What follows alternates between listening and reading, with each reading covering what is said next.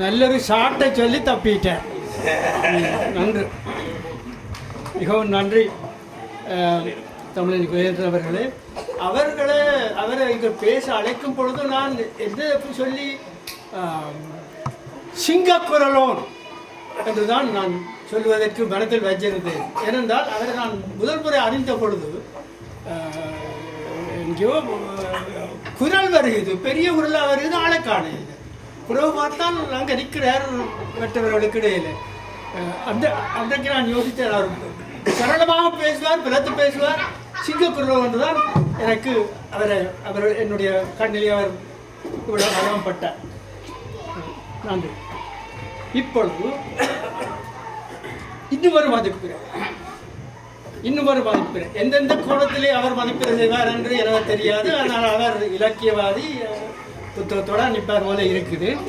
திரு கோவிலூர் செல்வராஜன் அவர்களை நான் லண்டன்லாம் சந்தித்தேன். ஆனால் அண்மையிலே கேள்விப்பட்டேன் கனடாவுக்கு போயிட்டார்கள். ஆமாம், கனடாவில் இருந்து வந்திருக்கும் திரு கோவிலூர் செல்வராஜன் அவர்களை அழைக்கின்றேன் மதிப்பிட செய்வதற்கு.